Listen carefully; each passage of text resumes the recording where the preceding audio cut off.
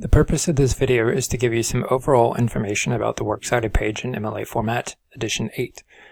I've already covered the basic format for your paper in a different video, so I'm just going to jump right into the Works Cited information. Down here at the bottom, on a separate sheet, you're going to see your Works Cited page. Works Cited information needs to start at the top of that page, and I would recommend using the insert function to insert a page break. I'll show you how to do that in a different video. Immediately you can see that the entire thing is still double spaced, just like the rest of the paper. And up here in the header you can see that the last name and the page number are still there as well. There are no additional spaces between each element here, so you can see between William Davies' book and Fyodor Dostoevsky's book that you do not have any additional spacing, nor do you have any spacing between the words Works Cited and William Davies' book. Works Cited is right here at the top. That does include the S, and it is centered. I'll show you how to do that as well in a separate video. Immediately underneath, each of these entries is alphabetized according to the very first item that appears on the list.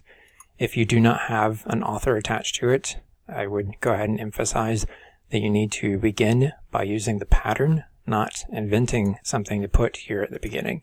So this would not be BBC editors, this would be Minneapolis officials keep teens hot dog stand in business, because that's the beginning of the article that does not have an author attached to it. Again, no additional spacing or anything of that nature. As well, let me call your attention to one other thing. Each second plus line of each entry is indented by 1/2 stop to the 1 inch mark on the ruler. I'll show you how to do that in a separate video, but for right now I just want to call your attention that the very first line needs to line up here, and the second line needs to line up here. This is the exact opposite of how all of your paragraphs in the entire paper are formatted.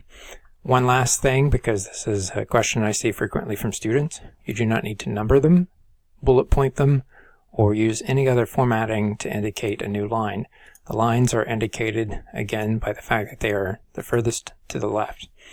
Now, in order to create your Works Cited page, you need to make sure that you're using the appropriate patterning.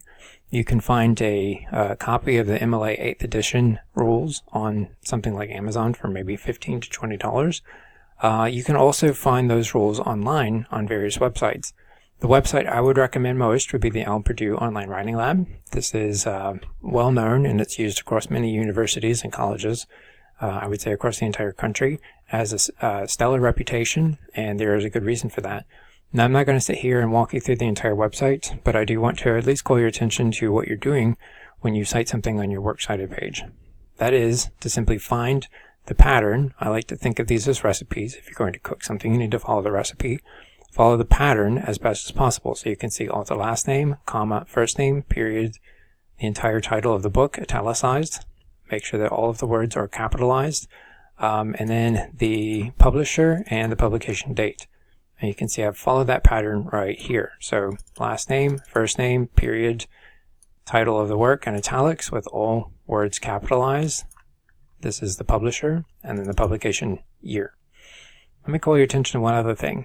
If you actually look this up on the BBC, if you go outside of this video and you look this up, you'll see that the BBC does not capitalize all the words beyond Minneapolis, because that's the particular style that they follow. However, when you put this into MLA format, make sure that you do indeed capitalize all of the important words in the title, just like you would if you were going to present a book.